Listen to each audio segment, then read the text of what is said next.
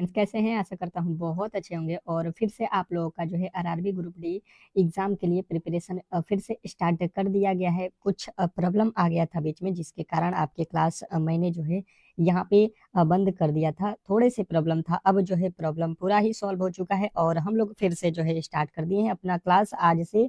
तो जिन्होंने भी क्लास को ज्वाइन नहीं किए हैं, ठीक है, तो बिल्कुल आप लोग जो है 10 एएम पे आपको डेली ही क्लास प्रोवाइड होगा। तो ये आपको याद रखना है, 10 एएम पे डेली ही आपको क्लास में आना है और बेहतर तरीके से अपने तैयारी को मजबूत बनाना है, ठीक है। फुल मॉक टेस्ट देखेंगे जिसमें आप लोग के रीजनिंग, फिर मैथ, फिर जो है जीके और फिर जो है साइंस, एक ही जगह पे आपके पांचों सब्जेक्ट, चारों सब्जेक्ट के जो है क्वेश्चन मिलेंगे। करंट अफेयर भी रहेगा। बिल्कुल आप लोग यहाँ पे जैसे पेपर आता है 100 क्वेश्चनों का, वैसा मैं यहाँ पे आपको कराने वाला हूँ। तो बिल्कुल अगर आप सिलेक्शन लेना चाहते हैं आरआरबी ग्रुप डी में इस बार, तो बिल्कुल इस क्लास को मिस मत कीजिएगा, अंत तक देखिएगा। 100% है कि आपको यहाँ से प्रश्न बिल्कुल एग्जाम हॉल में देखने को मिलेगा, ठीक है। तो चलिएगा वीडियो को स्टार्ट करते हैं ज्यादा समय नहीं लेते हुए। पहले हम लोग रीजनिंग के प्रश्नों से स्टार्ट करेंगे, फिर जो है आपके साइंस, फिर जो है आपके जीके, फिर जो है आपके मैथ के प्रश्नों को सॉल्व करेंगे।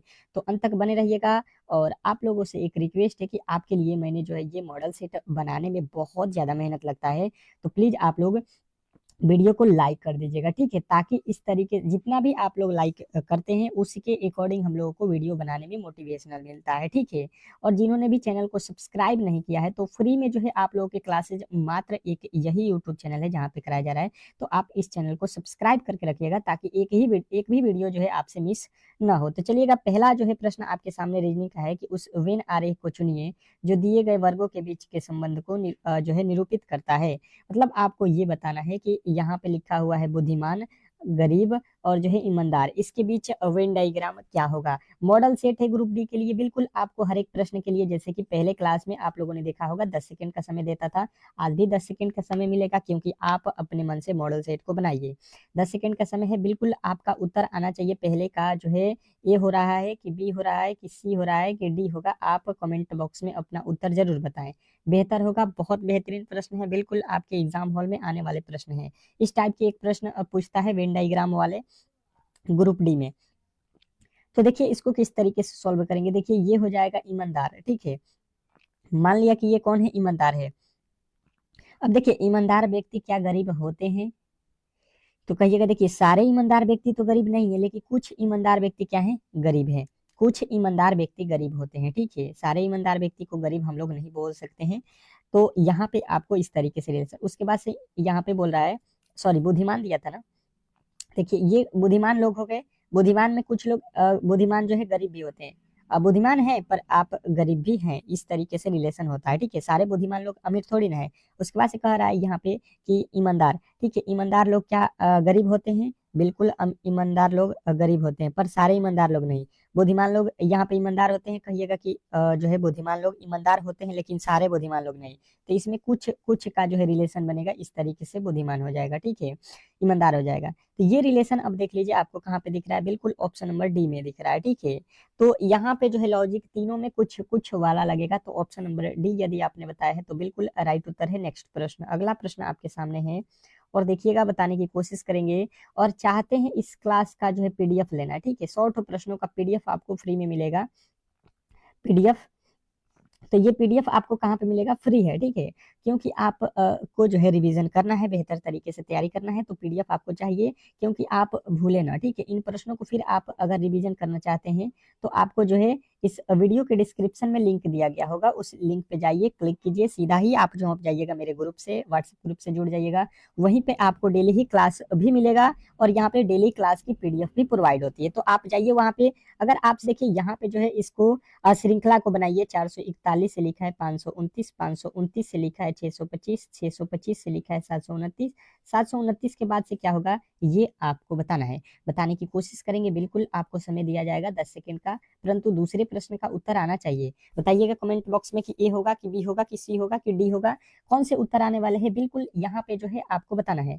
बताने की कोशिश करेंगे कि इस प्रश्न का जो है राइट उत्तर क्या होने वाला है। तो हमने यहाँ पे ये देखा, बिल्कुल आपको नजर आ रहा होगा कि 441 क्या होता है, तो कहिएगा 21 का वर्ग होता है। ठीक है, आपको अच्छे तरीके से मालूम होगा। 529 क्या होता है, तो 529 आपको 23 का वर्ग होता है। मैंने आपको बताया भी है कि आप कम से कम 1 से लेके 30 तक के संख्याओं के वर्ग याद रखिए।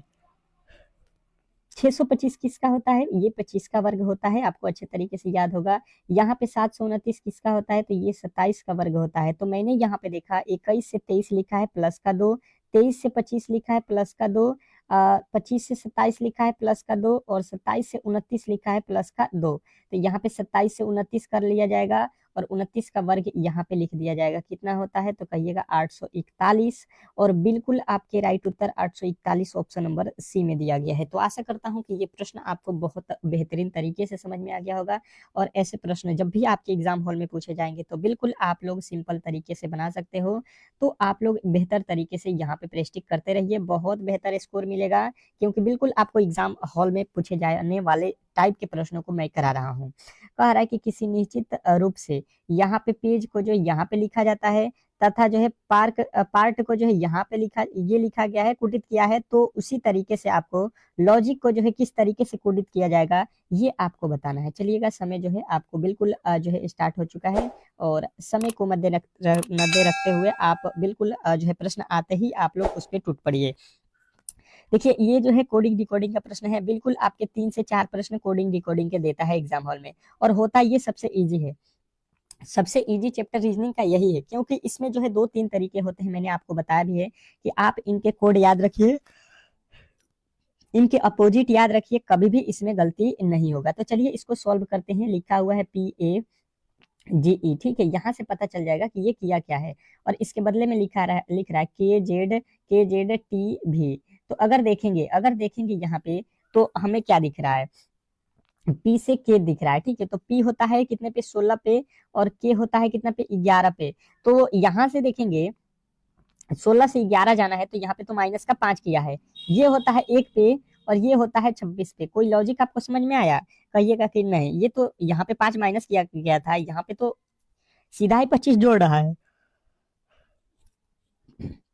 मतलब ये हुआ कि अब अपोजिट वाला लॉजिक से समझिए। देखिए, ये जो P है, P का अपोजिट यहाँ पे K होता है, ए का अपोजिट आपको मालूम है Z होगा। ठीक है, ए का अपोजिट बिल्कुल याद है, G का T होता है और E का V होता है। ये जो है अपोजिट लिखा गया है मेरे दोस्त।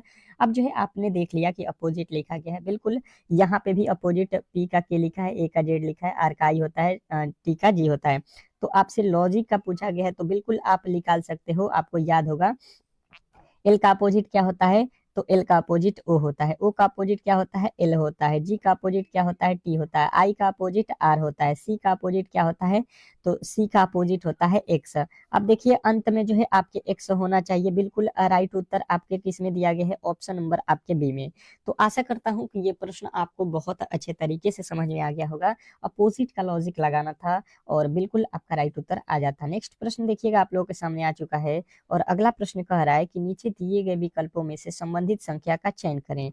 निम्नलिखित विकल्पों में से दिए गए शब्द का जो है आपको संबंधित शब्द का जो है चयन करना है, बताने की कोशिश करेंगे। बिल्कुल जो है बहुत इंपॉर्टेंट प्रश्न है आपके एग्जाम हॉल के लिए। ये प्रश्न वीवीआई कर लीजिएगा, इस टाइप के प्रश्न आपके एग्जाम हॉल में पूछेगा, और वहां पे आपको प्रॉब्लम होगी, ये मुझे मालूम है। तो आप यहाँ पे पहले ट्राई कीजिए, जितने भी प्रश्न मैं करा रहा हूँ यहाँ पे पहले खुद से ट्राई करिए। अब होगा क्या, इसको थोड़े से अच्छे तरीके से देख लेते हैं। यहाँ पे थोड़े से अच्छे तरीके से इसको किस तरीके से देखेंगे, आ जाइए। बिल्कुल बेहतरीन प्रश्न है, एग्जाम हॉल में आने वाले प्रश्न है। तो यहाँ पे आपको थोड़े से अलग तरीके से इस प्रश्न का सॉल्यूशन करना होगा। मैंने देखा 3 से लिखा हुआ है 4, तो बोलेंगे कि प्लस का 1 किया है। 29 से 31 लिखा है, यहाँ पे तो प्लस का 2 किया है। तो यहाँ से 7 है, 7 के बाद अगर प्लस का 1 करते हैं, ठीक है, तो ये हो जाएगा 8। 8 तो ऑप्शन में ही नहीं है। अगर 2 प्लस करते हैं तो 9 होगा, जो कि 9 तो ऑप्शन नंबर ए में है। तो क्या ये सही है, क्या ये जो बता रहे हैं ये सही है, तो कहेंगे बिल्कुल सही नहीं है। क्यों, क्योंकि मुझे यहाँ पे मालूम है कि मैंने देखा कि 3 के बाद 4, जो सॉरी 2 के बाद 3, 29 के बाद 31, ये क्या है, ये क्या है, अभाज्य संख्याएं हैं। क्या लिखा गया है, अभाज्य संख्या, ठीक है। ये लगातार अभाज्य संख्या लिखा गया। 2 के बाद अभाज्य संख्या 3 होता है, 29 के बाद अभाज्य संख्या 31 होता है, तो 7 के बाद अभाज्य संख्या कितना होता है? 11। 9 मत बोल दीजिएगा, 9 विषम संख्या होता है, तो बिल्कुल आपका गलत हो जाएगा। इस तरीके से आपका राइट उत्तर बनेगा ऑप्शन नंबर आपका सी। तो ये लॉजिक आपको बिल्कुल ही मालूम होना चाहिए, ठीक है। कभी भी इस तरीके के अब प्रश्न आए तो आप लोग सॉल्व कर सकते हो। नेक्स्ट प्रश्न देखेंगे, आप लोगों के सामने आ चुका है कि उस विकल्प का चयन करें जिससे दिए गए संख्याओं के बीच का संबंध अन्य विकल्पों में दिए गए संख्याओं के बीच के संबंध से भिन्न है। अब जो है यहाँ पे आपको भिन्न बताना है। भिन्न मतलब क्या होता है? अलग। तो आप देखिए 3 एक जैसे लिखे गए होंगे और एक अलग है, तो अलग कौन सा है ये आपको बताना है। बताने की कोशिश करेंगे। बिल्कुल 10 सेकेंड आपका स्टार्ट है। 10 सेकेंड स्टार्ट है। 4 ऑप्शन देखिए यहाँ पे आपके, और चारों में से 3 एक जैसे हैं, एक अलग है। अलग वाला जो है वो बिल्कुल आपका राइट उत्तर है। अलग वाले की पहचान करना है। भिन्न बोलिए, अलग बोलिए, आपको असंगत बोलिए, ये सारे ही एक ही बात होता है। तो लॉजिकली अगर हम देखेंगे तो वैल्यू तो बहुत बड़ा है, ठीक है। तो इसमें हम देखेंगे ये 8 का 8 लिख दिया, ये 7 का 7 लिख दिया, और ये 4 पहले लिख दिया, ये 3 बाद में लिख दिया। अच्छा, ये 5 लिखा हुआ है। यहाँ से देखिए 8 पहले लिख दिया, 8 के बाद 6 लिख दिया, 6 के बाद यहाँ पे 5, 5 के बाद 2।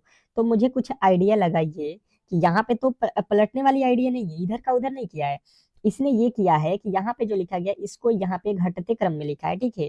देखिए पहले सबसे बड़ा, बड़ा से छोटा होते जा रहे हैं। यहाँ पे भी देखिए घटते क्रम में लिखा है। 9 से 8, 8 से 7, 7 से 3 लिखा है। यानी कि देखिए यहाँ पे भी घटते क्रम 7 से 8 से 7, 7 से 4, 4 से 3, 8 से 6, 6 से 5, 5 से 2, 8 से 7, 8 से 9 से 8, 8 से 7, 7 से 3। यहाँ पे देखिए क्या घटते क्रम में है? देखिए 6 से तो 4 घटते क्रम में है, 4 से यहाँ पे 2 होना चाहिए, 2 के बाद 1 होना चाहिए। ये यहाँ पे 2 पहले लिख दिया है। बिल्कुल आपका जो है यहाँ पे बिल्कुल आपका अलग कौन सा हो जाएगा? तो ऑप्शन नंबर आपको बताना है ए। ए जो है यहाँ पे बिल्कुल अलग हो जाएगा, क्योंकि ये जो है घटते क्रम में नहीं लिखा गया है, ठीक है। नेक्स्ट प्रश्न की ओर चलेंगे, और अगला प्रश्न आपके सामने कह रहा है, छठा नंबर प्रश्न, कि दिए गए पैटर्न को ध्यान पूर्वक अध्ययन करें और प्रश्नवाचक चिन्ह को ज्ञात करें, ठीक है। अब जो है प्रश्नवाचक चिन्ह को ज्ञात करना है। जैसे कि आप यहाँ पे थोड़े से प्रश्न को देखकर घबरा गए होंगे, परंतु है बहुत ही इजी। दिमाग लगाइए, दिमाग दौड़ाइए। दौड़ाएंगे तो बन जाएगा, अगर भागेंगे तो नहीं बन पाएगा। ये भी आपको ध्यान देना है। तो भागना नहीं है, लड़ना है हमको, कोशिश करना है बनाने की। बनेगा तो बेहतर है, नहीं बनेगा तो उससे भी बेहतर है कि हम सीख जाएंगे ऐसे प्रश्नों को, ठीक है। अगर एग्जाम हॉल में जाएंगे तो ऐसे प्रश्न आएगा, तब वहां पे किस तरीके से सॉल्व करिएगा, ये भी आपको यहाँ पे सोचना पड़ेगा। तो पहले आप यहाँ पे ट्राई करने का मौका मिल रहा है, बिल्कुल ट्राई कीजिए। इसके दो लॉजिक होते हैं। पहला लॉजिक ये होता है कि हम इसके अंकों को जोड़ लेते हैं, तो ये 5 4 9 9 3 12 हो गया। उसके बाद से इस यहाँ पे अंकों को जोड़िए, 5 3 8 8 5, यहाँ पे 13 13 1 14 14 1 15 हो रहा है, ठीक है। उसके बाद से यहाँ पे जोड़ते हैं 3 6 9 9 8 17 1 18 18 3 21 21 3 कितना होता है? 24। उसके बाद से यहाँ पे जोड़ लेते हैं, तो 9 9 8 17 17 3 20 4 24 हो गया है। और यहाँ पे जोड़ रहे हैं तो कितना? 9 3 12 हो रहा है। और क्या यहाँ पे जोड़ना है कुछ? तो ये तो लॉजिकली देखिए 12 15 24 24, यहाँ पे तो कोई लॉजिक ही नहीं बना है। यहाँ पे जोड़ने से कोई लॉजिक मिला? कोई लॉजिक नहीं मिला। अगर होता कि यहाँ पे भी 24 है, यहाँ पे भी 24 है, सभी जगह 24 है, तो यहाँ पे भी जोड़ने से हमको 24 बनाना होता है। पर ये लॉजिक तो यहाँ पे फॉलो ही नहीं हो रहा है, तो हम तुरंत ही इस लॉजिक को छोड़ देंगे और दूसरे लॉजिक पे आ जाएंगे। दूसरा लॉजिक यहाँ पे क्या होगा कि यहाँ पे देखिए वैल्यू हमें कहाँ पे निकालना है? देखिए यहाँ पे, तो ये 8 कैसे आया, ये 8 कैसे आया, ये 5 कैसे आया, ये 4 कैसे आया, अगर हमें मालूम चल जाएगा तो बिल्कुल हम लोग वाट के स्थान पे वैल्यू पता कर सकते हैं कि क्या होने वाला है।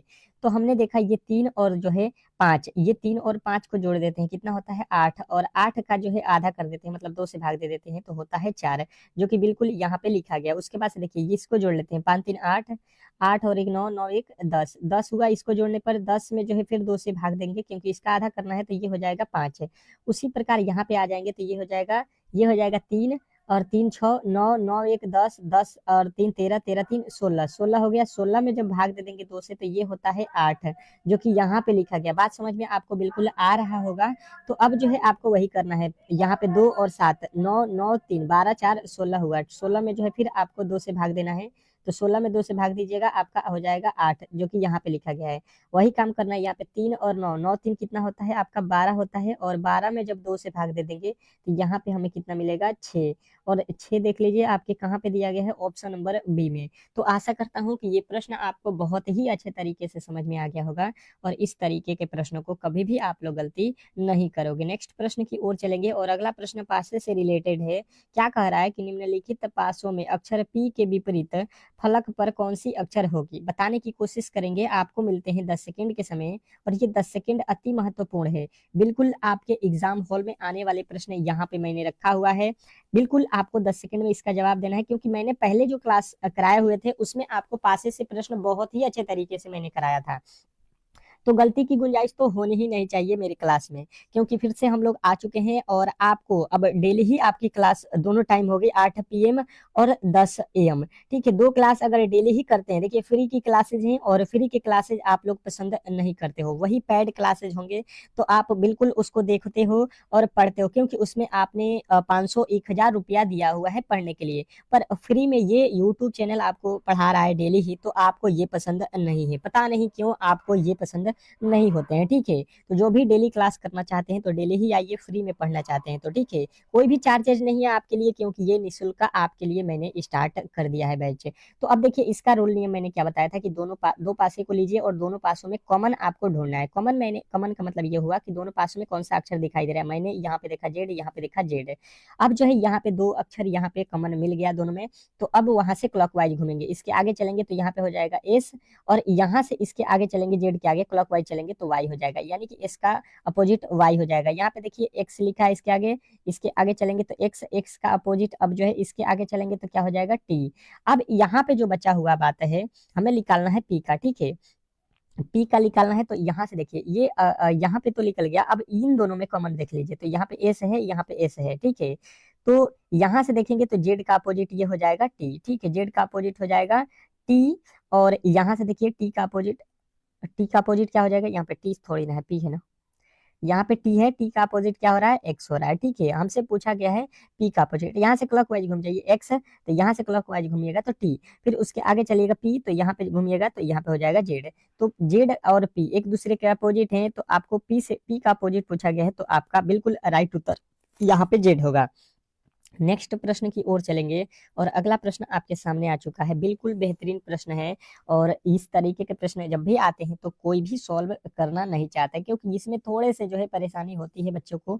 तो मैं चाहता हूं कि ये प्रश्न अगर आप करके आइएगा तो बिल्कुल आपका सिलेक्शन होगा, क्योंकि नॉर्मल प्रश्न सभी लोग करते हैं, तो सभी के कैटेगरी में आप भी आ जाइएगा, तो फिर तो वही बात हो गई ना, हमें कुछ अलग करना है, तो अलग प्रश्नों को भी सॉल्व करना पड़ेगा। तो चलिए 10 सेकंड का समय है, अगर आता है तो बिल्कुल सॉल्व कीजिए, नहीं आता है तो अच्छे तरीके से इसको समझ लीजिए, 5 स्टार लगा लीजिएगा, क्योंकि प्रश्न बहुत इंपॉर्टेंट है। ठीक है, कैलेंडर का है 7 जनवरी 2011 को सप्ताह का कौन सा दिन था, ये हमसे पूछा गया है। 7 जनवरी 2011 को कौन सा दिन था, ये हमें बताना है, बताने की कोशिश करेंगे। तो देखिए सबसे पहले होता क्या है कि यहाँ पे देखिए ये सन, देखिए 2011, 11 का लास्ट का 2 डिजिट रखना है हमको, और फिर 11 में जो है आपको क्या करना है, 4 से भाग देना है। तो यहाँ पे जो है भाग कितना मर्त में लगेगा, 4 दूना काट 2, तो यानी कि 2 रखना पड़ेगा। ठीक है, यहाँ पे शेष से बहस नहीं है, यहाँ पे भाग कितने मर्त में लगता है ये आपको रखना होता है। ठीक है, यहाँ पे हो जाएगा 2, 2 के बाद से देखिए यहाँ पे क्या लिखा गया है, यहाँ पे लिखा है 7 जनवरी, तो 7 रख लीजिए। 7 के बाद से देखिए मतलब 7 जनवरी का निकालना है, तो 7 डेट रख लीजिए। उसके बाद से देखिए यहाँ पे 2000 का जो है 2000 का कोड यहाँ पे देखिए, तो 2000 का कोड कितना होता है, यहाँ पे पहले जनवरी का लिख लीजिए, यहाँ पे 7 जनवरी है तो जनवरी महीने का कोड कितना होता है 1, और यहाँ पे कितना लिखा गया है आप देख लीजिए। अब देखिए यहाँ पे आपका जो है क्या है 2011 है, तो 2011 है तो 2000 का कोड कितना हो जाएगा यहाँ पे आपका, तो यहाँ पे 2000 का कोड कितना हो जाएगा 6। तो अब जो है इसमें क्या करना पड़ेगा, आपको 7 से भाग देना पड़ेगा। अब देखिए यहाँ पे जोड़ लीजिए कितना हो रहा है, ये टोटल जोड़ेंगे तो हमें मिल गया 27 है, 27/7 करेंगे, 7 3 21, शेष कितना बचा 6। तो 6 किसका कोड होता है, तो 6 देख लीजिए, पहले एक होता है रविवार का, एक होता है रविवार, 2 होता है सोमवार, और 3 होता है मंगलवार, 4 होता है बुधवार, 5 होता है बृहस्पतिवार, 6 होता है शुक्रवार। तो शुक्रवार आपका बिल्कुल राइट उत्तर हो जाएगा, उस दिन कौन सा दिन था, शुक्रवार। अब अगला प्रश्न देखिएगा आप लोगों के सामने आ चुका है, कह रहा है यहाँ पे कि यदि किसी दिए गए वर्ष में 10 मई को सोमवार था तो उसी वर्ष में 11 जुलाई को सप्ताह का कौन सा दिन होगा, ये आपको बताना है। बताने की कोशिश करेंगे सभी लोग कि इस प्रश्न का जो है राइट उत्तर क्या होने वाला है। यदि किसी दिए गए वर्ष में 10 मई को जो है सोमवार था, ठीक है, तो उसी वर्ष में 11 जुलाई को सप्ताह का कौन सा दिन होगा, ये आपको बताना है। बताने की कोशिश करेंगे। बिल्कुल आसान प्रश्न है ये, तो आप लोग कर सकते हो क्योंकि इसमें किसी भी कोड वोड का जरूरत नहीं है। ये सिंपल सा प्रश्न है और बिल्कुल आप सिंपल प्रश्नों को कर सकते हो क्योंकि इसमें किसी तरीके के डाउट नहीं होता है। अब देखिए आपसे बोला क्या गया है, इसको सबसे पहले ध्यान से पढ़िए तो ही आप इस प्रश्न को सॉल्व कर सकते हो। लिखा है कि यहाँ पे कौन सा 10 मई, पहला आपका महीना है मई। मई के बाद से कहाँ पे जाना है आपको, जुलाई तक। तो मई के बाद से कौन सा महीना होता है, जून। जून के बाद आता है कौन सा, तो जुलाई होता है, ठीक है, जुलाई। अब देखिए यहाँ पे देखिएगा जुलाई आ गया। तो अब हमने ये देखा कि यहाँ पे महीने कितने दिन के होते हैं, तो ये होता है 31 दिन का। ये होता है आपका मई के बाद जून 30 दिन का, और ये होता है आपका कितना, 31 दिन का। तो अब यहाँ पे हुआ क्या है ये समझ लेते हैं हम लोग बेहतर तरीके से। तो इसमें तो 10 मई हो गया है, तो 10 तारीख इसमें से घटा देंगे, 10 दिन घटा देंगे, तो ये तो बचेगा हमारा इसमें मई में 31 दिन, जून में 30 दिन, और यहाँ पे जुलाई में कितने दिन जाना है, जुलाई में देखिए कितने तारीख को बताना है, 11 तारीख। तो 11 तक ही जाएंगे, 31 का महीना होता है, इससे कोई दिक्कत नहीं है। अब इन सभी को जोड़ लेते हैं तो ये कितना हो जाएगा, ये हो जाएगा 51 51, और यहाँ पे ये हो गया आपका टोटल मिला के कितना, 50, 51 51 और 11 62। 62 में कितने से भाग देंगे 7 से। तो 7 से भाग देंगे, 7 8 56, 56 और 6 से 6 बच रहा है। तो अब देखिए यहाँ पे क्या दिन था, सोमवार था। सोमवार आज है तो सोमवार से 6 प्लस कर लीजिए, सोमवार के बाद से जोड़ लीजिए। पहला होगा सोमवार के बाद मंगलवार, दूसरा हो जाएगा बुधवार, तीसरा हो जाएगा बृहस्पतिवार, चौथा हो जाएगा शुक्रवार, पांचवा हो जाएगा शनिवार, और छठा हो जाएगा रविवार। तो यहाँ पे आपका जो उत्तर आएगा ये कौन सा आ रहा है, रविवार। बिल्कुल आपका राइट उत्तर आएगा ऑप्शन नंबर ए। तो आशा करता हूँ कि ये प्रश्न भी आपको बहुत बेहतरीन तरीके से समझ में आ गया होगा और ऐसे प्रश्नों को कभी भी आप लोग गलती नहीं करोगे। नेक्स्ट प्रश्न की ओर चलेंगे और अगला प्रश्न बहुत इंपॉर्टेंट है। कह रहा है कि दोपहर 1:10 24 बज रहे हैं, ठीक है, सेकंड भी दिया गया है। तो घड़ी की घंटे एवं मिनट वाली सुई के द्वारा बनाए गए वाह्यत कोण कितना होगा, ये आपको बताना है, ठीक है। तो देखिए इसमें दो तरीके, एक बाह्यत कोण बोला गया है, एक तो यहाँ पे सेकंड में दिया गया है। तो लॉजिकली यहाँ पे आपको प्रॉब्लम तो होने वाली है। तो आपने तो देखा होगा मिनट और घंटे के बीच में, तो सबसे पहले सेकंड को हम मिनट में बदलेंगे। देखिए 10 मिनट तो लिखा गया है, उसमें 24 सेकंड है, तो 24 सेकंड को हम पहले मिनट में बदल लेते हैं। तो 24 बटा इसमें क्या करेंगे, सेकंड में 60 से भाग देंगे। 6 के पहाड़े में 4 मर्त में कट जाएगा, 6 के पहाड़े में ये 10 मर्त में कट जाएगा।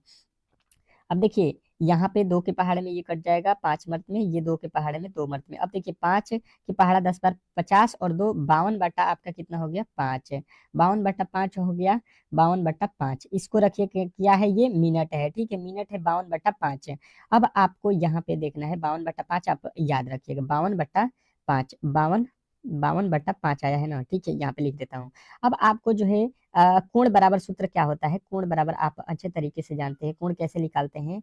तो 11/2 m माइनस 30 h, ठीक है, ये आपको सूत्र मैंने पहले भी पढ़ाया हुआ है बहुत बेहतरीन तरीके से, तो आपको मालूम होगा ही होगा, ठीक है। ये कोण निकालने का सूत्र है। तो 11/2 m का वैल्यू देखिए, मिनट मिनट की वैल्यू हमने यहाँ पे 10 मिनट 24 सेकंड था, इसको तोड़ा तो कितना हो गया, तो ये हो गया आपका 52/5। उसके बाद से माइनस का 30 h, h का मतलब घंटा कितना है, तो 1 घंटा है, तो 1 लिख लेंगे।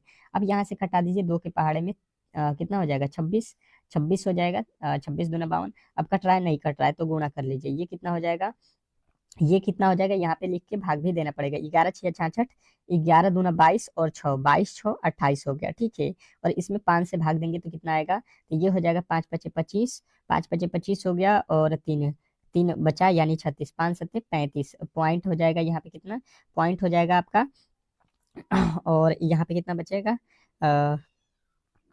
1 तो 5 दूना का 10 हो गया, ठीक है। उसमें से घटाना कितना है, 30 से कम है 30 है, तो 30 घटा देंगे तो ये कितना हो जाएगा 27.2। हमें कोण कितना मिला 27.2। यहाँ पे तो उत्तर में आप देख रहे हैं तो बिल्कुल नहीं है। तो यहाँ पे देखिए ये सवाल में बोला गया है बाह्यम कोण। बाह्यम कोण का मतलब हुआ बाहरी वाला कोण, ठीक है। तो बाहरी वाला कोण बताना है तो हमें क्या करना पड़ेगा, पूरा जो कोण देखिएगा तो इसमें जो है आपको ये वाला 27 डिग्री का है, तो बाहरी वाला कोण मतलब ये जो बचा हुआ है ये निकलना है। तो टोटल कोण 360 डिग्री का बनता है, तो 360 में से 27.2 घटा देंगे। 360 टोटल ही एक वृत्त में कोण बनता है, उसमें से 27.2 हमको घटा देना है। ये कितना हो जाएगा, यहाँ पे हो जाएगा 2 और यहाँ पे हो जाएगा 332 पॉइंट, आपका 2 घटाएंगे तो 8 होगा ना। यहाँ पे कितना हो जाएगा 232.8 जो है आपका बिल्कुल राइट उत्तर हो जाएगा बाह्यम कोण। तो इस तरीके से इस प्रश्न को बनाना था, थोड़े से अलग तरीके का प्रश्न था। आशा करता हूँ कि ये प्रश्न भी आपको बहुत अच्छे तरीके से समझ में आ गया होगा। अगला प्रश्न कह रहा है, बहुत ईजी है, कि परविंदर ऊपर से 107वां तथा नीचे से 150वां स्थान हो तो उस कक्षा में कितने छात्र हैं, ये आपको बताना है। अब ये प्रश्न अगर आपने नहीं बताया तो कौन से प्रश्न बताएंगे, बहुत इजी प्रश्न है, बिल्कुल 1 नंबर आपको इसी तरीके से फ्री में मिलता है, ठीक है। ऐसा प्रश्न आपके एग्जाम हॉल में दिया जाएगा, तो बिल्कुल आप लोग कर सकते हो, थोड़े से मेहनत की जरूरत है। बताइए इस प्रश्न का राइट उत्तर क्या होने वाला है। बेहतरीन है, बहुत बेहतरीन है, बिल्कुल आपके एग्जाम हॉल में आने वाला प्रश्न है। तो हम ऐसे प्रश्नों को सॉल्व किस तरीके से करेंगे, आइए यहाँ पे देख लेते हैं। इसका फॉर्मूला होता है एक, कि लेफ्ट प्लस राइट प्लस 1, ठीक है। ये एक लॉजिक होता है कि यहाँ पे left plus right plus 1 minus में होता है ना, यहाँ पे माइनस का 1 होता है, क्योंकि यहाँ पे जो है लेफ्ट और राइट दोनों में गिनते हैं, बराबर आपका जो है वैल्यू मिल जाएगा। एक तो ये लॉजिक हो गया। किस तरीके से, तो देखिए लेफ्ट मतलब होता है ऊपर से या नीचे से जो भी आपको बोला जाए उसको, एक को लेफ्ट मान लीजिए एक को राइट मान लीजिए, तो यहाँ पे 150 माइनस का 1 कर लीजिए, तो यहाँ पे देखिए क्या हो जाएगा, कि ये हो जाएगा आपका कितना, 7 में से 1 घटा दीजिए, कितना हो जाएगा 106 हो जाएगा। 107 की जगह पे उसमें 150 जोड़ दीजिए, कितना हो जाएगा ये 6, ये 5 और ये 2, 256 हो जाएगा। और 256 आपका बिल्कुल राइट उत्तर ऑप्शन नंबर बी में दिया गया है। अब इसको लॉजिकली भी आपको मैं बता सकता हूँ, ये तो हो गया आपका सूत्र। अगर सूत्र याद नहीं है तो क्या करेंगे, तो देखिए ये लॉजिक समझिए, ये ऊपर से कोई व्यक्ति है, इसको काउंट करेंगे तो यहाँ पे परविंदर है, ये 107 नंबर पे है, ठीक है। और इसी को अगर नीचे से काउंट कर रहे हैं, ठीक है, नीचे से अगर काउंट कर रहे हैं इसको, तो ये हो रहा है यहाँ पे 150 नंबर, 150वां स्थान पे हो रहा है, ठीक है। यहाँ पे इसका स्थान कितने पे चला जा रहा है, 150 पे। तो अब हमने देखा यहाँ पे ये, कि देखिए यहाँ पे परविंदर जो है एक ही व्यक्ति खाड़ था, ठीक है। एक बार इसको ऊपर से गिन लिए हैं, एक बार नीचे से गिन लिए हैं, इसलिए ये 2 बार काउंट हो गया है। तो इसको टोटल जोड़ेंगे तो 7, 5 और यहाँ पे 257, और परविंदर 2 बार काउंट हुआ है। देख लीजिए, एक बार ऊपर से आए हैं परविंदर तक, एक बार नीचे से, तो 2 बार काउंट हो गया, इसलिए 1 घटा देंगे तो 256 इसका बिल्कुल राइट उत्तर हो जाएगा। आप इस तरीके से भी बना सकते हो, ठीक है। तो दोनों ही तरीके आपको अच्छे तरीके से मालूम होना चाहिए। अगला प्रश्न देखिए, ब्लड रिलेशन का प्रश्न है, बिल्कुल बेहतरीन प्रश्न है और बताने की कोशिश करेंगे। कह रहा है कि डॉलर जो है परसेंटेज का पिता है, वो जो है एट की माँ है, ठीक है। एट जो है परसेंटेज की माँ है, वो जो है परसेंटेज से किस प्रकार संबंधित है, ये आपको बताना है। अब बताने की कोशिश करेंगे सभी लोग कि इस प्रश्न का जो है सही उत्तर क्या होने वाला है। बेहतरीन है, बिल्कुल आपके एग्जाम हॉल में आने लायक ये प्रश्न है। तो बताएंगे कि इस प्रश्न का जो है राइट उत्तर क्या होने वाला है। इंपॉर्टेंट है, बहुत इंपॉर्टेंट प्रश्न है, बिल्कुल आपको यहाँ पे ब्लड रिलेशन आने चाहिए। देखिए परसेंटेज यहाँ पे ले लीजिए, परसेंटेज हो गया, परसेंटेज के पिता कौन है, तो डॉलर है, ठीक है, ये हो गया डॉलर। अब कह रहा है यहाँ पे कि ओ जो है एदिरेट की माँ है, तो ओ और एदिरेट मुझे तो मालूम नहीं है, तो इन दोनों को कोई भी हमें आइडिया नहीं है। आगे पढ़ते हैं। एदिरेट जो है परसेंटेज की माँ है, एदिरेट जो है एदिरेट आपके कौन है, परसेंटेज की माँ, यानी कि ये तो इसके पिता है तो प्लस रखिए, और इनकी माता जो है, इनसे जो शादी होगा यहाँ पे हो जाएगा माता कौन, एडिरेट, ठीक है। तो ये हो गई माता, ठीक है। अब बात समझिएगा, ये हो गया परसेंटेज, परसेंटेज के पिता और परसेंटेज के माता मिल गए। अब यहाँ पे बोला गया इस लाइन में, देखिए ओ जो है एडिरेट की माँ है, ओ जो है एडिरेट, एडिरेट यहाँ पे इसकी माँ कौन है, ओ हो गया, ठीक है। यहाँ पे माँ है तो माइनस लिखिए। अब कह रहा है ओ जो है परसेंटेज से किस प्रकार संबंधित है, परसेंटेज से किस प्रकार संबंधित है, देखिए से किससे लगा है, यहाँ से हमको पता करना है।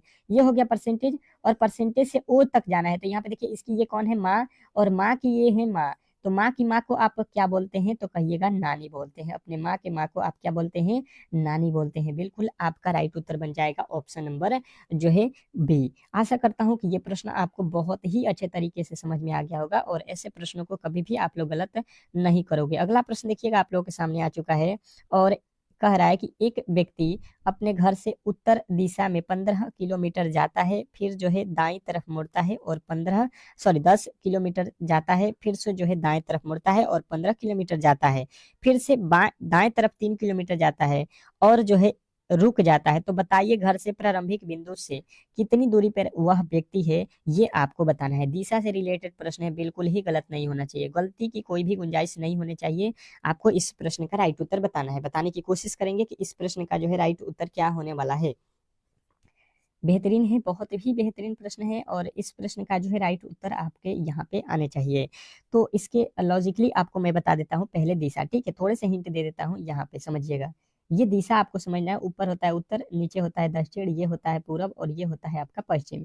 ठीक है, दिशा मालूम हो गया, अब बिल्कुल ही आप बना सकते हो। जैसे बोला गया है, पहला लाइन पढ़िए, उत्तर दिशा में 15 किलोमीटर। मान लीजिए कि हम यहाँ पे खड़े हैं, ठीक है, तो यहाँ से उत्तर दिशा में चलेंगे तो ऊपर चलेंगे, ये हो गया आपका 15 किलोमीटर। ठीक है, अब बोल रहा है यहाँ पे आप समझने की कोशिश करेंगे कि फिर दाएं तरफ मुड़ता है तो दाहिना साइड इसका ये वाला हिस्सा हुआ, ठीक है, और दाहिना साइड में बोला गया है कि आपको भाई साहब 10 किलोमीटर चलना है। 10 किलोमीटर चला, फिर से जो है दाएं मुड़ता है, ठीक है, दाहिना तरफ इसका फिर किधर होगा, नीचे की तरफ, नीचे आ जाएगा वो बिल्कुल। और फिर बोल रहा है कि 15 किलोमीटर चलता है, तो ये फिर से 15 किलोमीटर चल गया, फिर से जो है दाईं तरफ मुड़ता है, तो दाईं तरफ यहाँ आने के बाद दाईं तरफ मुड़ेगा, यानी कि इधर मुड़ जाएगा, ठीक है, और चला कितना है 3 किलोमीटर। चला कितना है 3 किलोमीटर, तो बचा कितना है, ये आपसे पूछ रहा है कि घर से, इसका जो घर है यहाँ से ये कितने दूरी पे है। तो हमने यहाँ पे ये देखा कि भाई साहब ये टोटल 10 किलोमीटर की दूरी है, ये टोटल कितनी की है, 10 की है, ये 10 की दूरी है, जिसमें से हमने 3 तय कर लिया। तो 10 में से 3 को जब माइनस करेंगे तो हमें बाकी कितना है दूरी, तो 7 किलोमीटर, यानी घर से वो 7 किलोमीटर दूरी पे है। तो आशा करता हूँ कि आप इस प्रश्न को बहुत ही अच्छे तरीके से समझ गए होंगे और ऐसे प्रश्नों में कभी भी आप लोग गलती नहीं करोगे, ठीक है। अब चलते हैं आगे और आगे प्रश्नों को सॉल्व करते हैं। अगला प्रश्न आपके सामने है, बिल्कुल आपका उत्तर यहाँ पे आना चाहिए, बेहतरीन तरीके से सभी का जवाब यहाँ पे आना चाहिए। देखिए अब जो है आपके अलग प्रश्न स्टार्ट हो चुके हैं। साइंस का पहला प्रश्न आ चुका है और 25 साइंस के मैंने आज प्रीवियस ईयर के प्रश्नों को उठाया हुआ है। देखिए ये हर एक जो है प्रश्न आज के जो मैं कराने वाला हूँ साइंस के, वो पूछा गया प्रश्न है। तो बिल्कुल आपके कम कम से कम 25 में से 15 प्रश्न तो आपको सॉल्व करना बिल्कुल यहाँ पे अनिवार्य है, ठीक है। तो देखते हैं कि कौन कौन इसमें से 15 प्लस साइंस के प्रश्नों को सॉल्व करता है। पहला प्रश्न कह रहा है यहाँ पे कि सेलुलर और जो है मॉलिक्यूलर जीव विज्ञान का जो है केंद्र स्थित है। बोला है यहाँ पे कि सेलुलर और मॉलिक्यूलर जीव विज्ञान के केंद्र स्थित है, मतलब कहाँ पे स्थित है, ये आपको बताना है। बताने की कोशिश करेंगे कि पहले जो है प्रश्न का राइट उत्तर क्या होने वाला है। तो आपके उत्तर आएगा कि ये जो है आपके कहाँ पे है, तो ये सेलुलर और जो है मॉलिक्यूलर जीव विज्ञान का केंद्र जो है हैदराबाद में स्थित है। नेक्स्ट प्रश्न की ओर चलेंगे और अगला प्रश्न आपके सामने है। कह रहा आपका अगला प्रश्न कि centre for DNA finger printer and diagnostic स्थित है, मतलब कहाँ पे स्थित है ये भी। Centre for DNA finger printer and diagnostic स्थित है, कहाँ पे स्थित है बताइए। तो आपके जो राइट उत्तर यहाँ पे बनेगा, ये जो है ये भी आपका हैदराबाद में ही है, ठीक है। तो ऑप्शन नंबर ए के साथ आपको जाना है। नेक्स्ट प्रश्न देखिएगा आप लोगों के सामने आ चुका है कि जंतु कोशिका पादप कोशिका से भिन्न होती है क्यों। उसमें क्या होता है कि भिन्न होता है। जंतु कोशिका जो होती है वो पादप कोशिका से भिन्न होती है, क्यों होती है ये आपको बताना है। बताने की कोशिश करेंगे, ऑप्शन बिल्कुल ही आपके सामने है, ठीक है। तो राइट उत्तर आपको यहाँ पे देना पड़ेगा। तो आप कहिएगा कि ये जो है इसमें क्या होता है, कोशिका भीति नहीं होती है। दूसरा क्या होता है, हरित लवण नहीं होता है। तीसरा क्या होता है, तारक केंद्रक होते हैं। और चौथा होता है हीमोग्लोबिन होते हैं। तो ये सभी आपके उत्तर हो जाएंगे ऑप्शन नंबर ई। तो आशा करता हूँ कि ये प्रश्न आपको बहुत अच्छे तरीके से समझ में आ गया होगा और ऐसे प्रश्नों को गलती नहीं करना है। नेक्स्ट प्रश्न की ओर चलेंगे और अगला प्रश्न आपके सामने कह रहा है कि निम्नलिखित में से किसने यह मूल जो है अवधारणा प्रस्तुत की है कि सभी जीव कोशिकाओं से बने होते हैं। बताना है आपको कि निम्नलिखित में से यह किसने कहा अवधारणा दिया है कि जो है कि सभी जीव जो है कोशिकाओं से बने हैं। तो आपका राइट उत्तर बनेगा, ये आपके कौन बोला है, तो आपके उत्तर बनेगा कि यहाँ पे रॉबर्ट हुक और जो है एम जे थ्राइडेन ने, यानी कि उपयुक्त दोनों जो है आपके सही है, ठीक है। नेक्स्ट प्रश्न देखेंगे आप लोगों के सामने आ चुका है। कह रहा है यहाँ पे कि निम्नलिखित में से कौन सा शहर के ऊतकों की वृद्धि विकास में सुधार के लिए जो है महत्वपूर्ण है। तो ये जो है आपको याद रखना है कि प्रोटीन जो है क्या करता है, ये ऊतकों के विकास के सुधार में महत्वपूर्ण भूमिका निभाता है। नेक्स्ट प्रश्न देखिए, कह रहा है कि प्रोटीन के निर्माण में आधारभूत इकाई होते हैं। प्रोटीन के निर्माण में आधारभूत जो है आधारभूत इकाई क्या होता है, बताने की कोशिश करेंगे सभी लोग। छठे नंबर प्रश्न पे हम लोग आ चुके हैं। तो आपका राइट उत्तर होगा एमिनो अम्ल। एमिनो अम्ल जो है क्या करता है, प्रोटीन के निर्माण में आधारभूत इकाई होता है। नेक्स्ट प्रश्न देखेंगे आप लोगों के सामने। देखिए सारे प्रश्न ही आपको लिखा गया होगा कब का पूछा गया है, ठीक है। प्रोटीन बनने के लिए एमिनो अम्ल की आवश्यकता होती है। प्रोटीन बनाने के लिए एमिनो अम्ल की जो है आवश्यकता होती है। तो हम बोलेंगे कि यहाँ पे कितने की आवश्यकता होती है, तो बोलिएगा यहाँ पे 20 जो है 20 एमिनो अम्ल की आवश्यकता होती है। ऑप्शन नंबर सी के साथ आपको जाना है। अगला प्रश्न कह रहा है कि एमिनो अम्ल मिलते हैं। एमिनो अम्ल जो है कहाँ पे मिलते हैं, देखिए ये पूछा गया है इलाहाबाद 2000 जो है ये 2025 में किसमें जीएस जो है ईसीआरसी में, ठीक है। तो ये भी प्रश्न बहुत इंपॉर्टेंट है क्योंकि एमिनो अम्ल पूछ दिया प्रश्न है, तो पूछा हुआ प्रश्न आपको ध्यान में रखना है प्रोटीन में, ठीक है। एमिनो अम्ल कहाँ पे मिलते हैं, प्रोटीन में। नेक्स्ट प्रश्न देखिए आप लोगों के सामने आ चुका है। अनुवांशिकी उत्परिवर्तन किसमें होता है, अनुवांशिकी उत्परिवर्तन किसमें होता है बताइएगा। ये कोलकाता में पूछा गया प्रश्न है, बिल्कुल आपके उत्तर आना चाहिए। ये जो है क्रोमोसोम में होता है, ठीक है। नेक्स्ट प्रश्न देखेंगे आप लोगों के सामने आ चुका है कि जीन परिवर्तन किसमें होता है। जीन परिवर्तन किसमें होता है, बताने की कोशिश करेंगे सभी लोग कि जीन परिवर्तन किसमें होता है। 10वें नंबर प्रश्न पे हम लोग आ चुके हैं और 10वें का राइट उत्तर यहाँ पे क्या होने वाला है, तो डीएनए जो है आपका बिल्कुल राइट उत्तर हो जाएगा, ऑप्शन नंबर ए। नेक्स्ट प्रश्न देखिएगा आप लोगों के सामने आ चुका है कि डीएनए संश्लेषण का प्रतिपादन किसने किया था। डीएनए संश्लेषण का प्रतिपादन किसने किया था, बताने की कोशिश करेंगे सभी लोग कि डीएनए संश्लेषण का जो है प्रतिपादन जो है रॉबर्ट वर्ग ने किया था। सॉरी, यहाँ पे डीएनए का कौन किया था, तो आपको बताना है कार्नवर्ग जो है किया था, ठीक है। अगला प्रश्न देखिए आप लोगों के सामने आ चुका है। क्या कह रहा है आपका अगला प्रश्न, मानव शरीर में क्रोमोसोम की संख्या कितनी होती है। मानव शरीर में क्रोमोसोम की संख्या जो है आपको बताना है। तो मानव शरीर में क्रोमोसोम की संख्या आपको मालूम होगा 46 या 23 जोड़े बोलना है, ठीक है। नेक्स्ट प्रश्न देखेंगे आप लोगों के सामने आ चुका है। कह रहा है कि किसके द्वारा अनुवांशिकता के विज्ञान को जो है अनुवांशिकी कहा गया है। किसके द्वारा अनुवांशिकता के विज्ञान को अनुवांशिकी कहा गया है, बताइएगा। 13 नंबर प्रश्न का जो है राइट उत्तर क्या होने वाला है, तो आपके जो राइट उत्तर बनेगा यहाँ पे डी हो जाएगा, ड्यूल बेटन्स ने, ठीक है। नेक्स्ट प्रश्न देखिएगा आप लोगों के सामने आ चुका है कि आरएनए का जो है मुख्य कार्य क्या है। आरएनए का जो है मुख्य कार्य आपसे पूछा गया है, तो हम कहेंगे कि प्रोटीन संश्लेषण में सहायता करता है, ठीक है। प्रोटीन संश्लेषण में ये क्या करता है, सहायता करता है। अगला प्रश्न कह रहा है कि राइबोसोम का मुख्य कार्य है। राइबोसोम का जो है मुख्य कार्य क्या है, ये आपको बताना है, बताने की कोशिश करेंगे। बिल्कुल 15वें प्रश्न पे आ चुके हैं। आपका राइट उत्तर होगा प्रोटीन संश्लेषण का, ठीक है। नेक्स्ट प्रश्न देखिएगा आप लोगों के सामने आ चुका है। आत्महत्या की थैली किसे कहा जाता है। आत्महत्या की थैली जो है किसे कहा जाता है, बताने की कोशिश करेंगे सभी लोग कि 16 नंबर प्रश्न का राइट उत्तर क्या होगा। तो लाइसोसोम को जो है आत्महत्या की थैली कहा जाता है, ठीक है। नेक्स्ट प्रश्न देखिएगा आप लोगों के सामने आ चुका है कि निम्नलिखित में से हरगोविंद खुराना जो है को किस आविष्कार के लिए जो है सम्मानित किया गया। तो ये जो है आपको बताना है नाइट्रोजन क्षारों का जो है संश्लेषण के लिए, ठीक है। नेक्स्ट प्रश्न देखिए आपके सामने आ चुका है। डीएनए का मूल इकाई है, मात्रक है, ठीक है। डीएनए का जो है मूल मात्रक क्या है, ये आपको बताना है, बताने की कोशिश करेंगे। तो आपका राइट उत्तर होगा न्यूक्लियोटाइड्स, ठीक है। ऑप्शन नंबर आपका सी जो है इस प्रश्न का राइट उत्तर होगा। अगला प्रश्न कह रहा है कि डीएनए संरचना का जो है मॉडल किसने दिया। डीएनए संरचना का मॉडल जो है किसने दिया, बहुत इंपॉर्टेंट प्रश्न है कि डीएनए संरचना का मॉडल किसने दिया। तो आपका उत्तर बनेगा यहाँ पे वाटसन और जो है क्रिक ने, ठीक है। नेक्स्ट प्रश्न देखेंगे आप लोगों के सामने आ चुका है कि एकल स्टैंड वाले जो है डीएनए अणु कहाँ मिलते हैं। एकल स्टैंडर्ड वाले डीएनए अणु कहाँ मिलते हैं, तो आपके राइट उत्तर यहाँ पे क्या बनेगा, तो आपके राइट उत्तर बनेगा ये हो जाएगा आपका बैक्टीरियोफेज में, ठीक है।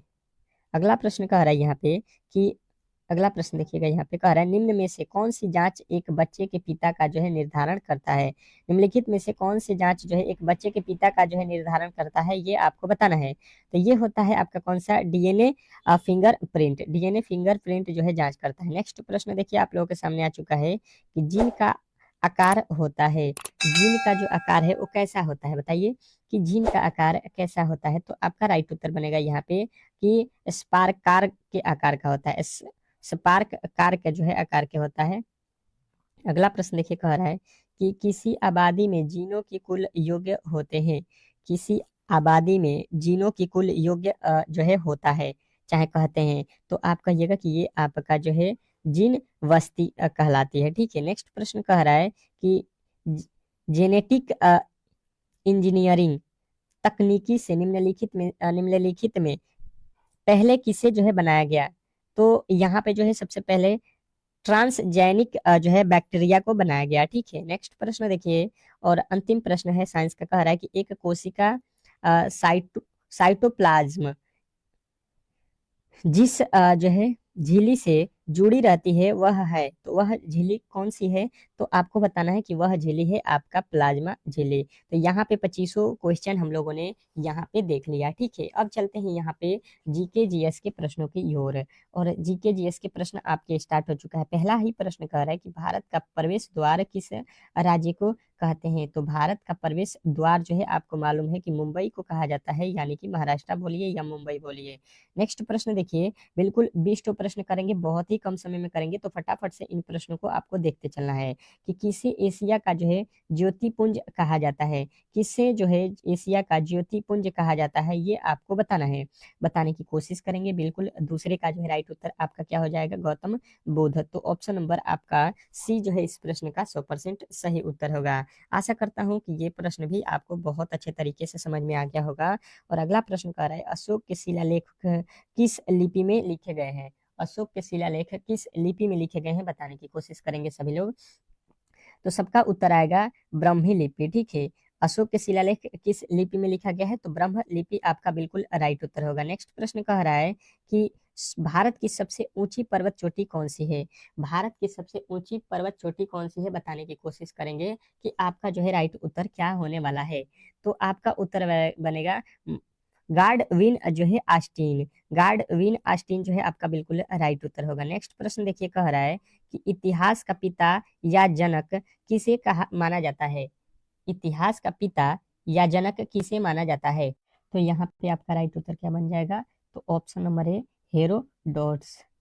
अगला प्रश्न देखिए आपके सामने आ चुका है। क्या कह रहा है आपका अगला प्रश्न कि भारत में सबसे बड़ा पशुओं का मेला कहाँ लगता है।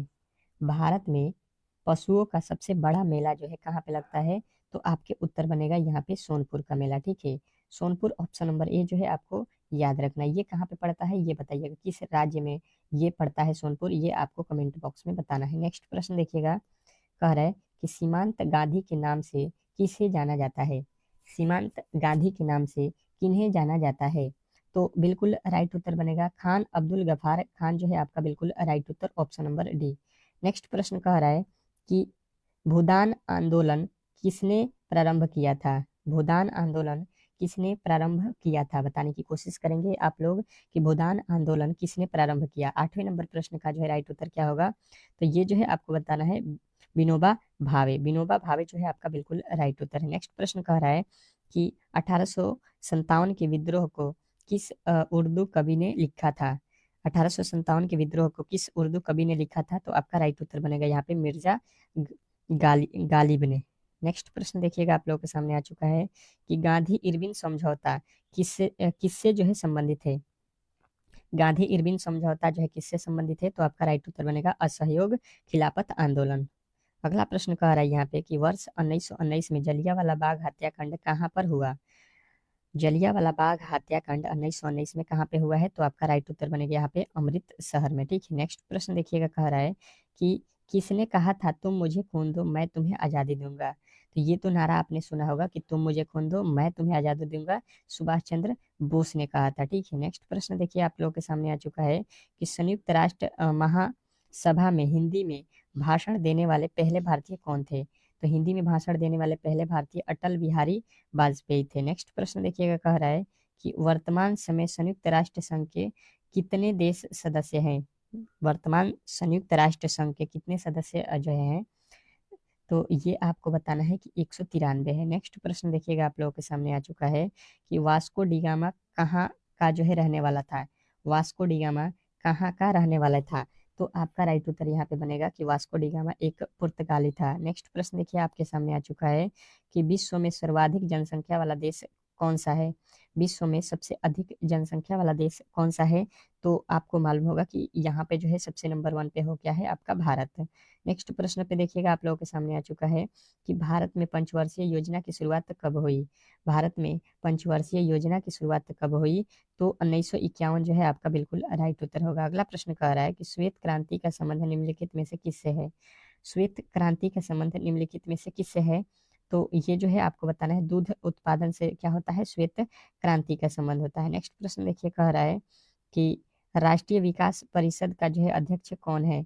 राष्ट्रीय विकास परिषद के जो है अध्यक्ष कौन है, तो बताना है प्रधानमंत्री होते हैं। नेक्स्ट प्रश्न देखिएगा आप लोगों के सामने आ चुका है, योजना आयोग के अध्यक्ष कौन होते हैं। योजना आयोग के अध्यक्ष कौन है, तो ये जो है आपका कौन होता है, प्रधानमंत्री होता है। यहाँ पे आपके ऑप्शन नंबर जो है बी।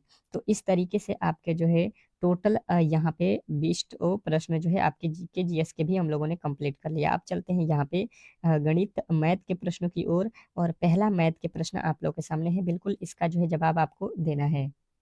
का पहला प्रश्न आपके सामने है और बिल्कुल आपको अच्छे तरीके से इसको सॉल्व करना है। कह रहा है कि 48,000 की राशि दो भाइयों अनिल और जो है आदित्य में जो है 11:13 के अनुपात में बांटा जाता है। आदित्य का जो है हिस्सा आपको बताना है यहाँ पे कितना मिलेगा। ठीक है, बहुत इंपॉर्टेंट प्रश्न है, बिल्कुल आपको इस प्रश्न का उत्तर बताना है।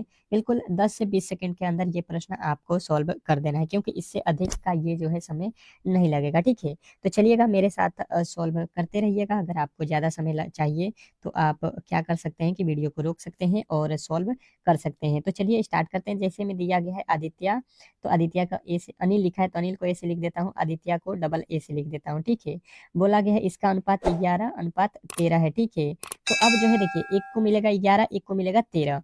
तो हम देख रहे हैं कि टोटल तो पैसा है 48,000 रुपया। ठीक है, 48,000 है, और टोटल जो है आदमी कितने हो रहा, कितने हमको बांटना है, तो 13 और 11 के अनुपात में। तो यहाँ पे हम क्या करेंगे, यहाँ पे क्या करेंगे कि एक यहाँ पे टोटल हम देखेंगे तो 11 और 13 जोड़ेंगे तो कितना हो जाएगा, 11 13 24 हो गया। ठीक है, टोटल पैसा इन दोनों को मिलाकर दिया कितना जा रहा है, 24। 48/24 कर लेंगे, और किसका हिस्सा पूछा गया, ये तो टोटल पैसा से भाग दिए हैं। अब निकालना किसका है, तो आदित्य का निकालना है। आदित्य देखिए यहाँ पे है कितना, तो 13 इसको देना है, तो 13 से गुणा कर देना है। ठीक है, 13 हिस्सा देना है, तो 13 से इससे गुणा करेंगे, बिल्कुल हमारा जो है राइट उत्तर मिल जाएगा। यहाँ पे 24 दूना यानी कि 2,000 हो गया। ठीक है, अब 2,000 से 13 दूना का कितना हो गया, 26,000 रुपया किसको मिला है, आदित्य को मिला है, यानी कि ऑप्शन नंबर बी। तो बी जो है इस प्रश्न का बिल्कुल राइट उत्तर है। आशा करता हूँ कि ये प्रश्न भी आपको बहुत अच्छे तरीके से समझ में आ गया होगा। नेक्स्ट प्रश्न की ओर चलेंगे, और अगला प्रश्न आपके सामने कह रहा है यहाँ पे कि ए किसी कार्य को 40 दिनों में पूरा कर सकता है। यदि ए और बी एक साथ मिलकर उसी कार्य को 30 दिनों में पूरा कर सकते हैं, तो बी अकेले उस कार्य को कितने दिनों में पूरा करेगा, बताने की कोशिश करेंगे। बिल्कुल महत्वपूर्ण प्रश्न है, और इस प्रश्न को भी बनाने में 10 से 20 सेकंड का ही समय लगना चाहिए। ठीक है, बहुत इंपॉर्टेंट प्रश्न है, बिल्कुल आपके एग्जाम हॉल में आने वाले प्रश्न है। तो ऐसे प्रश्नों को आप लोगों को प्रैक्टिस ज्यादा से ज्यादा करके ही जाना है एग्जाम हॉल में। तो आइए इस प्रश्न को सॉल्व करते हैं मेरे साथ। पहला बोला है कोई व्यक्ति है ए। ठीक है, ए कोई व्यक्ति है, यहाँ पे समझिएगा, ए कोई व्यक्ति है, ये कार्य को कर रहा है 40 दिन में। ठीक है, कोई दूसरा कौन है, ए और बी दोनों ही मिलकर कार्य को कितने दिन में कर रहा है, तो ये कर रहे हैं 30 दिन में। ठीक है, अब इस टाइप के जब भी प्रश्न दिया जाए तो आप क्या करिए कि इन दोनों को लिखने के बाद से इसका लॉसो निकालिए। तो 30 और 40 का लॉसो कितना हो जाएगा, 120। अब 120 लिखने के बाद से इसमें 40 से भाग दीजिए, तो 40 से 120 में भाग देंगे 3 हो जाएगा, 30 से इसमें भाग देंगे तो 4 हो जाएगा। ठीक है, मतलब हमारे कहने का मतलब ये है कि ए जो है एक दिन में कितना कार्य करता है, 3, और ए प्लस बी, ए और बी मिलकर दोनों ही मिलकर कार्य करते हैं 4। तो ए का वैल्यू मालूम है कि हमें 3 कार्य कर देता है, तो 4 कार्य करने के लिए यानी कि 3 वैल्यू यहाँ से घटा देंगे, तो बी का वैल्यू यहाँ पे निकल गया कितना, यानी कि 1। एक दिन में बी जो है 1 कार्य करता है, और 3 कार्य ए करता है, तभी जाके 4 कार्य होता है ए और बी मिलाकर। टोटल कार्य हमें बी से कराना है, टोटल कार्य है 120, उसमें जो है आपको ए से कराना है, तो एक दिन में एक कार्य करता है ए, तो 120 कार्य करने में 120 दिन का समय लगेगा, यानी कि ऑप्शन नंबर आपका बिल्कुल ही डी जो है इस प्रश्न का राइट उत्तर है। नेक्स्ट प्रश्न की ओर चलेंगे और अगला प्रश्न आपके सामने है, बताने की कोशिश करेंगे तीसरे नंबर प्रश्न का राइट उत्तर क्या होगा। कह रहा है कि ए अकेला एक काम को 3 दिनों में समाप्त कर सकता है, बिल्कुल उसी तरीके का प्रश्न है, और बी उसी कार्य को 7 दिनों में समाप्त कर सकता है। यदि ए और बी मिलकर 2 दिनों में कार्य करते हैं तो काम का जो है कितने हिस्से शेष बचेगा, शेष कार्य का जो है कितना हिस्सा बच जाएगा, ये आपसे पूछा गया है। तो सबसे पहले देखिए ए लिखा गया है, ए लिख लीजिए, यहाँ पे ए जो है आपके सामने हो जाएगा कितना, तो ए जो है 3 दिन में कर रहा है और बी जो है आपके कितने 7 दिन में कर रहा है, तो इनका लॉसो ले लीजिए, 7 तरीका 21 हो जाएगा, यानी कि ए जो है एक दिन में 7 तरीका 21 7 कार्य करेगा, और बी जो है यहाँ पे 7 तरीका 21 3 कार्य करेगा, ठीक है। अब बोल रहा है कि ए और बी मिलकर 2 दिन कार्य करते हैं, ए और बी मिलकर 2 दिन कार्य करते हैं, यानी कि अगर इन दोनों को हम जोड़ देते हैं तो ये कितना हो जाएगा, तो 7 3 10 हो जाएगा, ठीक है। मतलब ए और बी दोनों मिलकर कितने कार्य करेंगे, ए और बी दोनों ही अगर मिल जाते हैं तो ए और बी एक दिन में 10 कार्य कर जाएंगे, ठीक है। ये बोला है कि ए और बी मिलकर 2 दिन कार्य करते हैं, तो एक दिन में 10 कार्य कर रहे हैं, तो 2 दिन में टोटल कार्य कितना कर देंगे 20, टोटल कार्य कितना है 21 कार्य है, ठीक है। उसमें से 20 कार्य हो जाएगा तो बचेगा कितना, एक कार्य बच जाएगा, कितने में से, तो 21 में से एक कार्य बच जाएगा, यानी हिस्सा जब भी पूछा जाए आपसे तो हिस्सा उसका बताएंगे 1/21वां हिस्सा बचेगा, जो कि ऑप्शन नंबर डी में दिया गया है। तो बिल्कुल आपका राइट उत्तर यहाँ पे मिल गया, ऑप्शन नंबर डी। नेक्स्ट प्रश्न की ओर चलेंगे, बहुत इंपॉर्टेंट प्रश्न है और बिल्कुल आपका उत्तर यहाँ पे आना चाहिए। क्या कह रहा है आपका अगला प्रश्न, कि 30 लीटर नमक का घोल में 5% नमक, इस घोल में कितने लीटर पानी और मिला दिया जाए ताकि जो है परिमाण घोल में नमक की मात्रा जो है 3% हो जाए। अब जो है बताइएगा इस प्रश्न का राइट उत्तर क्या होने वाला है। चलिएगा बताइएगा इस प्रश्न का जो है राइट उत्तर आपका क्या आ रहा है। बहुत इजी प्रश्न है, थोड़े से आपको जो है यहाँ पे लॉजिकली समझना है। आज के बाद से इस टाइप के प्रश्न जब भी आपके एग्जाम हॉल में पूछा जाएगा तो कभी भी आप ऐसे प्रश्न को एग्जाम हॉल में छोड़ के नहीं आएंगे। ऐसा ट्रिक आपको सिखाने वाला हूँ, केवल आप लोग डेली क्लास में आइए, हर एक टाइप के प्रश्न मैं सिखा दूंगा जो आपके एग्जाम हॉल में प्रॉब्लम क्रिएट करते हैं, ठीक है। तो प्रॉब्लम से बचना है, एग्जाम हॉल में स्कोर अच्छा करना है, सिलेक्शन लेना है, तो डेली क्लास आपको ज्वाइन करना पड़ेगा। बोला क्या गया है कि 30 लीटर के घोल है जिसमें नमक का घोल जो है 5% है, तो देखिए उसमें पानी होगा तो हम लिख लेते हैं वाटर, और जो है यहाँ पे नमक का साल्ट लिख देते हैं, ठीक है। अब देखिए जब नमक जो है 5% है इसमें, ठीक है, तो पानी कितना हो जाएगा 95%। ये आपको तो खुद से ही समझना पड़ेगा कि किसी भी घोल में 5% जब नमक है तो 95% उसमें पानी या दूध या जो भी मान लीजिए एल्कोहल जिसमें भी मिलाया गया होगा वो होगा। अब कह रहा है कि नमक की मात्रा 3% करनी है, यहाँ पे जो साल्ट है ये 3% होना चाहिए, तो यानी कि पानी की मात्रा अब कितना हो जाएगा 97% हो जाएगा, ठीक है। बात आपको क्लियर समझ में आ रहा होगा। अब ये कह रहा है कि कितना लीटर पानी मिलाया जाए, ये लाइन आपको याद रखना है कि किसको मिलाने को बोला गया है, ठीक है। जिसको मिलाया जाएगा बिल्कुल इसका जो है काम हमको नहीं करना। ये बोला है कि पानी आपको मिलाना है तो हम पानी का यूज नहीं करेंगे। अब आ जाएंगे आपके साल्ट आंसर देगा, कितना लीटर है तो 30 है, तो इसमें बटा कर दीजिए और गुणे 30 कर दीजिए। यहाँ पे 3 के पहाड़ में 10 मर्द में कट जाएगा, 5 दहा 50, टोटल वो घोल हो जाएगा 50 का। अब बोला गया है कि पहले कितने का था 30 का, तो उसमें हम लोगों ने 30 लीटर, तो पहले हमको मालूम था कि क्या था घोल था, उसमें से यहाँ पे 30 घटा दीजिए 50 में से, तो हमने कितना मिलाया है पानी, कितना मिलाया है उसमें, तो यहाँ पे आपको बताना है कि अब जो है 20 लीटर पानी मिला दिया गया है, जिसके कारण नमक की मात्रा कितना हो गया है 3% हो गया। कितना मिलाया है पानी, तो 20 लीटर आपको बताना है। नेक्स्ट प्रश्न देखिएगा आप लोगों के सामने आ चुका है कि 3 नल PQR एक अलग अलग टंकी को भरने में लगा समय, तो पहले आपको लिख लेना है, ठीक है। यहाँ पे P दिया है कितने, P दिया है आपके 2, और Q दिया है आपका 1, और यहाँ पे दिया है R का समय लगा है 6। तो बोल रहा है कि जो है इनमें से सबसे कौन सा नल जो है सबसे तेज है, तो इनका लॉसो ले लीजिए, आपको तेजी में पता चल जाएगा। ये हो जाएगा लॉसो इनका कितना 6, इसके पहाड़ में ये 3 मर्त में, इसके पहाड़ में ये 6 मर्त में, इसके पहाड़ में 1 मर्त में, तो सबसे तेज नल कौन सा है, तो देखिए ये जो है आपको दिख रहा है 6, तो ये देखिए ये Q का हिस्सा है, Q जो है 6 एक ही मिनट में भर रहा है, तो सबसे तेज कौन चल रहा है Q, सबसे अधिक जो है तेजी में कौन चलेगा, क्यू तो ही तो 1 मिनट में ये भर देगा, ये 6 मिनट लगाएगा, ये 2 मिनट लगाएगा, तो क्यू सबसे तेज भर रहा है। ऑप्शन नंबर आपका सी जो है इस प्रश्न का राइट उत्तर होगा। आशा करता हूँ कि ये प्रश्न भी आपको बहुत अच्छे तरीके से समझ में आ गया होगा। तो इस तरीके से आज के जितने भी प्रश्न थे आपको बिल्कुल अच्छे तरीके से समझ में आ गया होगा, और ऐसे प्रश्न को डेली ही सॉल्व करना चाहते हैं तो आप डेली ही क्लास में आइए, रीजनिंग सीखो चैनल पे आइए, बिल्कुल बेहतरीन तरीके से आपको जो है यहाँ पे क्लास प्रोवाइड किया जाएगा। तो मिलते हैं।